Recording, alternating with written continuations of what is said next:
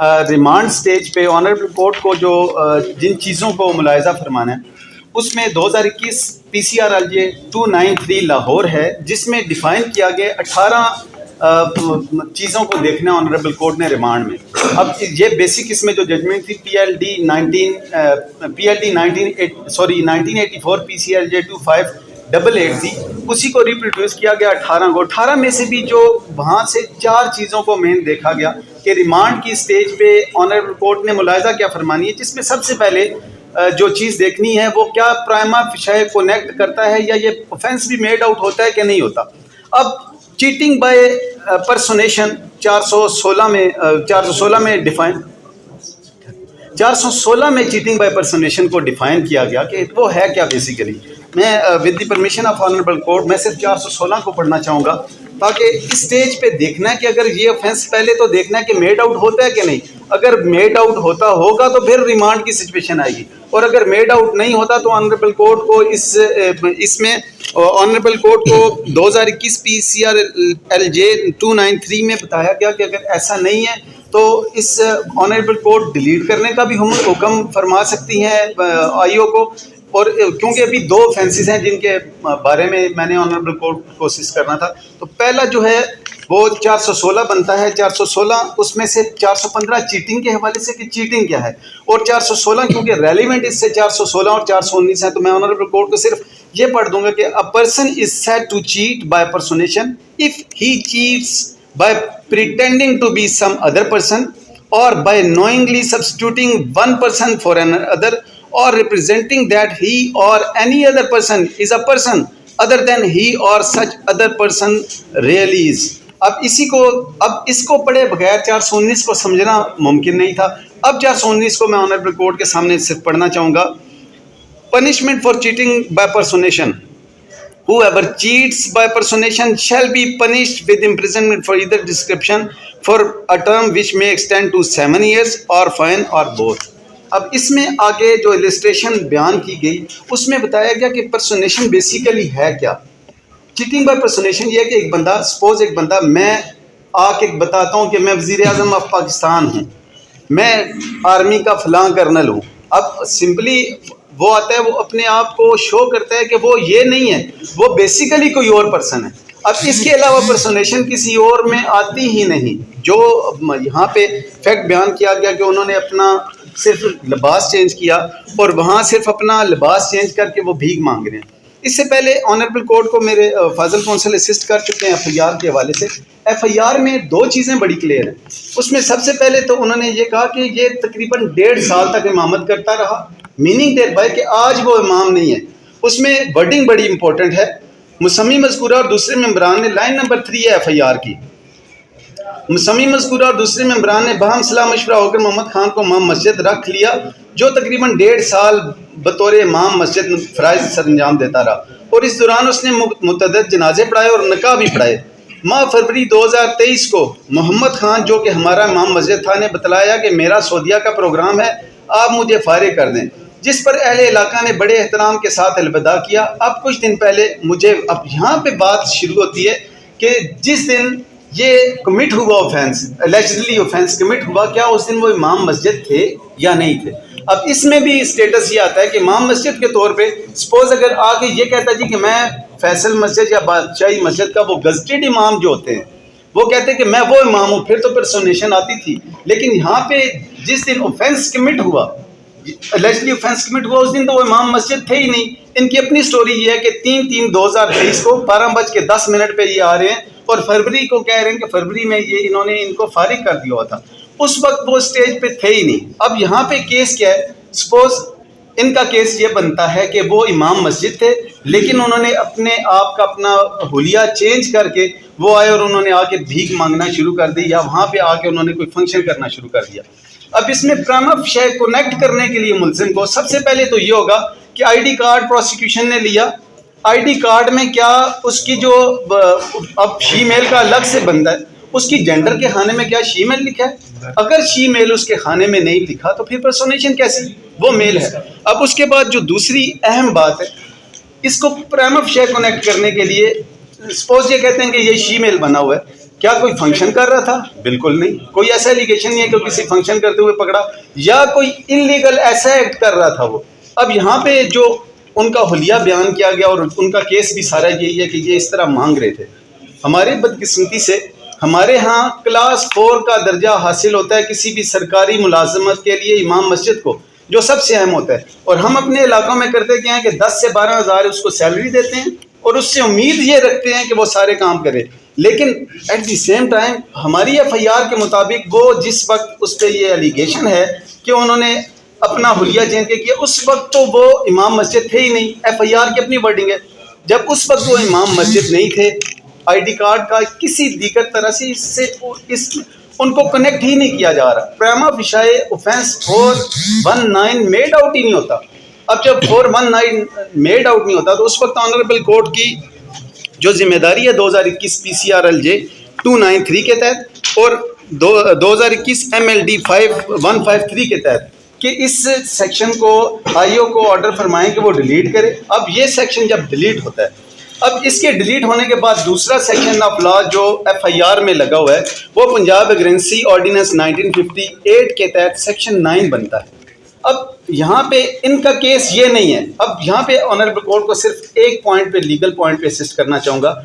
इनका case FIR में complainant ने ये नहीं कहा कि वो भीख मांग रहा था और भीख मांगने की वजह से उन्होंने ये पर्चा दिया। उन्होंने कहा कि ये हमारा इमाम मस्जिद था, इसने हमारे निकाह पढ़ाए, जनाजे पढ़ाए।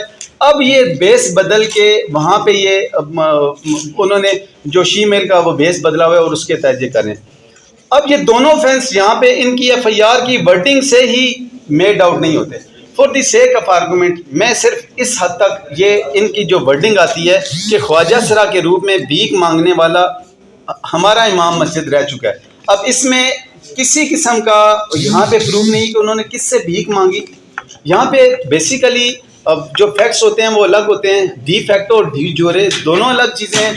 ऑनरेबल कोर्ट ने वही चीज़ मुलाहिजा करनी होती हैं, उसी के मुताबिक बेशक ऑफेंस कमिट हुआ भी होता है लेकिन मिसल का ऐसा नहीं होता, तो उसमें ऑनरेबल कोर्ट ना तो सज़ा देती है ना ही उनको कंसीडर फरमाती हैं। अब इसमें भीख मांगने के लिए पहले तो ये था कि कंप्लेनेंट या कोई उनका विटनेस वो कहता है जी कि फ़लाँ जगह पे मैं मौजूद था, ये बंदा आया, इसने मुझसे इतनी भीख मांगी, ये मैंने भीख दी और भीख देते हुए वो अमाउंट बरामद होगी और पकड़ा गया वहाँ पे, ये तो हो सकता है।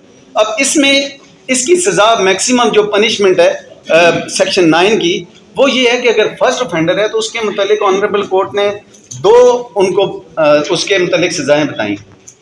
फर्स्ट ऑफेंडर का या तो ऑनरेबल कोर्ट ने वार्निंग दे देगी, उसके बाद अगर वार्निंग नहीं देती ऑनरेबल कोर्ट तो उन्हें फौरी तौर पे पर्सनल श्योरिटी पे उन्हें छोड़ दिया जाएगा और उसे बता के, क्योंकि वो पनिशमेंट की जो थीरीज हैं वो उनमें ये भी है कि उसकी सलाह की जाए।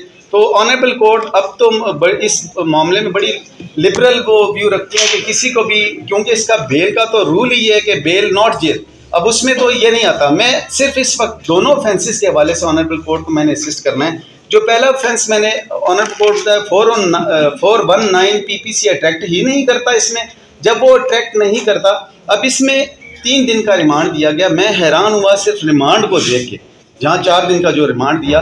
आई एम सॉरी टू से कि मैंने जब वो रिमांड का ऑर्डर देखा तो उसमें यह है कि मैंने जो जितनी असिस्टेंस ऑनरेबल कोर्ट को प्रोवाइड की हैं उन तमाम में दोनों जजमेंट्स में ये कहा गया कि प्राइमा फेशी ड्यूटी जो है वो ऑनरेबल कोर्ट की है कि उन्होंने 4 चीज़ें देखनी है कि क्या इसमें कोई रिकवरी होनी है, क्या इसमें इन्वेस्टिगेशन में कोई ऐसा इसकी फिजिकल डिटेंशन रिक्वायर्ड है जो इसकी फिजिकल कस्टडी दी जाए पुलिस को, और उसके बाद जो तीसरी चीज़ इसमें इवन यहाँ तक फरमाया गया कि अगर उसकी तफ्तीश भी मुकम्मल होनी है और तफ्तीश भी उसकी जो फिजिकल कस्टडी कर्टेल किए बगैर हो सकती है तो तब भी ऑनरेबल कोर्ट रिमांड का हुक्म नहीं फरमाएंगी। उसके बाद रिकवरी का होगा। इसमें इन 4 बेसिक चीज़ों में से सारी चीज़ें माइनस हैं, ना ही इसमें कोई रिकवरी रिक्वायर्ड है किसी किस्म की। उनका जो है वो रूप वो उनके सामने है, उनका किसी किस्म का कंप्लेंट के मुताबिक कोई एलिगेशन ऐसा नहीं है जिसमें किसी तरह की रिकवरी होनी हो।